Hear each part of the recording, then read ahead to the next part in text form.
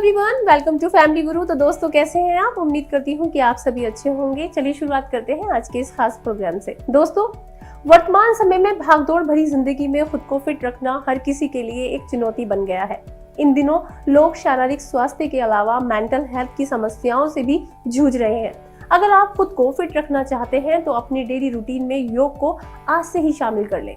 आपको जानकर हैरानी होगी कि योग न सिर्फ आपको शारीरिक रूप से फिट रखता है, बल्कि योग मेंटल हेल्थ को बेहतर बनाकर आपकी जिंदगी को शानदार बना सकता है। और इस पर हमें बताएंगी हमारी एक्सपर्ट डॉक्टर रितु सेठी, सीनियर कंसल्टेंट गायनोलॉजिस्ट, जो आपको बताएंगी कि और क्या कर सकते हैं आप मेंटल हेल्थ की प्रॉब्लम में और क्या क्या परेशानी आती है इस बीमारी में। तो चलते हैं उनके पास। डिमेंशिया एक ऐसी मानसिक स्थिति है जो इंसान की कॉग्निटिव एबिलिटीज़ के कम हो जाने की वजह से होती है। कॉग्निटिव एबिलिटीज़ यानी ज्ञान संबंधी कौशल, जिसमें याददाश्त, समझबूझ, भाषा, इन सब चीज़ों का ज्ञान शामिल होता है। ये मस्तिष्क की कोशिकाओं की डिजेनरेशन या कमज़ोरी की वजह से पैदा होने वाली बीमारी है, जो कि अल्जाइमर्स जैसी तकलीफ़ों में देखा गया है। वैस्कुलर डिमेंशियाज भी होते हैं। आज की डेट में डिजिटल डिमेंशिया जिसकी हम बात कर रहे हैं, वह इंटरनेट आदि उपकरणों के ज़्यादा यूज़ करने की वजह से होता है। मैनफ्रेड स्पिट्जर वो व्यक्ति हैं जिन्होंने डिजिटल डिमेंशिया टर्म को कॉइन किया है। ये शब्द हमारे क्लिनिकल उपयोग में आने लगा है, क्योंकि आजकल की स्थिति ऐसी है जिसमें हम ज़्यादातर अपने मस्तिष्क के कार्य उपकरणों से कराते हैं। हमें यदि कुछ याद करना होता है तो हम फ़ोन में देखते हैं या स्टोर करते हैं। यदि हमें कुछ ढूंढना होता है तो हम गूगल पे सर्च करते हैं। जो चीज़ें हमें पता भी हैं, उन चीज़ को हम अगर इमीडिएटली रिकॉल नहीं कर पाते हैं तो हम उन्हें इंटरनेट पे सर्च करने की कोशिश करते हैं। माना गया है कि ऐसा करने से हमारे मस्तिष्क की जो उपयोगिता है वो कम होती चली जा रही है, और जब किसी चीज़ का यूज़ कम होता है तो वो चीज़ कमज़ोर होने लग जाती है, शिथिल होने लग जाती है। स्पिट्जर का प्रस्ताव है कि प्रौद्योगिकी या टेक्नोलॉजी के ज़्यादा यूज़ की वजह से जो शॉर्ट टर्म मेमोरी के पाथवेज हैं वो कम यूज़ हो रहे हैं।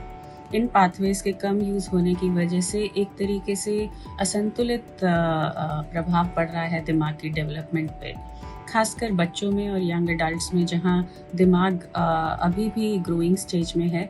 वहाँ पे इम्बैलेंस आने की वजह से राइट और लेफ्ट साइड ऑफ ब्रेन की एक्टिविटीज़ में असंतुलन आ रहा है, इम्बैलेंस आ रहा है।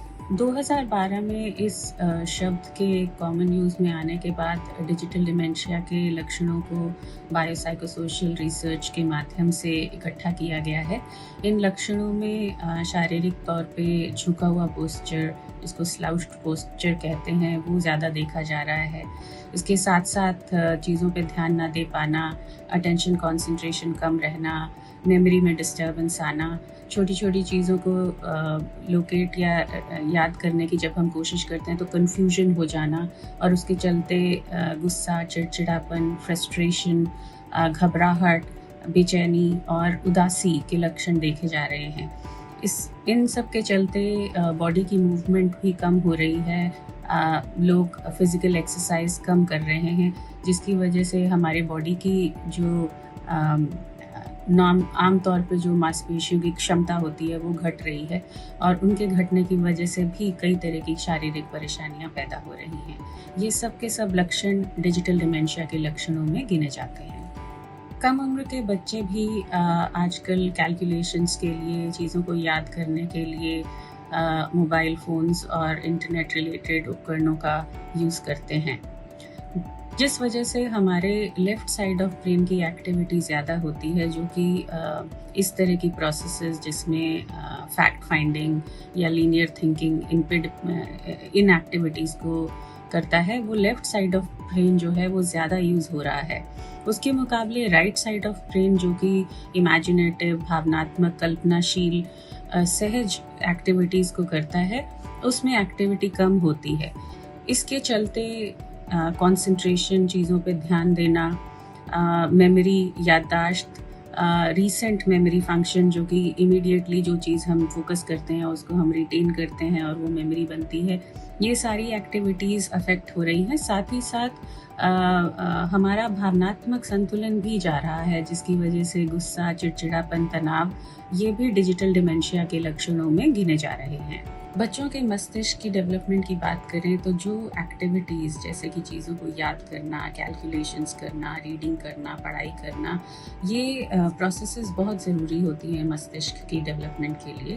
और अब क्योंकि ये प्रोसेसेस इंसान या बच्चा खुद करने की बजाय दूसरी चीज़ों से करवा रहा है, चाहे कैलकुलेटर के यूज़ से कर रहा है या मोबाइल पे वर्ड सर्च के माध्यम से कर रहा है, तो उसकी वजह से बच्चों के मस्तिष्क की डेवलपमेंट पे काफ़ी असर पड़ रहा है और एक तरह का असंतुलन पैदा होता जा रहा है।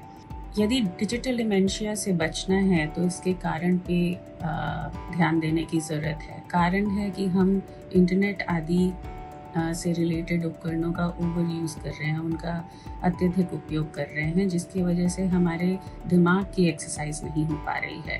यदि हम अपने दिमाग की एक्सरसाइज करेंगे तो माना जाता है कि हम डिजिटल डिमेंशिया के दुष्प्रभाव से बच सकते हैं।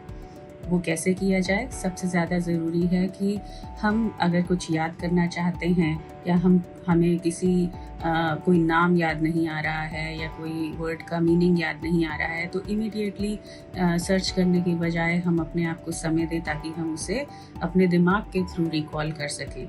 इसी तरीके से दूसरी एक्टिविटीज़ हैं जो माइंड की एक्टिविटी को बढ़ाती हैं, जो माइंड गेम्स रहते हैं, सुडोकू आदि रहता है, उसको करने से भी मस्तिष्क की एक्सरसाइज होती है। तीसरा, किताब पढ़ना। इंस्टेड कि हम इंटरनेट पे कुछ पढ़ें क्योंकि वहाँ पे हाइपर टेक्स्ट वगैरह होते हैं जिससे हमारा ध्यान भंग होता है, नॉर्मल किताब, प्रिंटेड बुक्स को पढ़ना डिजिटल डिमेंशिया से बचाने में हेल्पफुल हो सकता है। नई भाषा सीखना, नई लैंग्वेज सीखना ब्रेन की एक्टिविटी को बढ़ाता है, नए साइनेप्सिस, नई कोशिकाओं को जन्म देता है ताकि ब्रेन की एक्टिविटी ऑप्टिमल हो सके।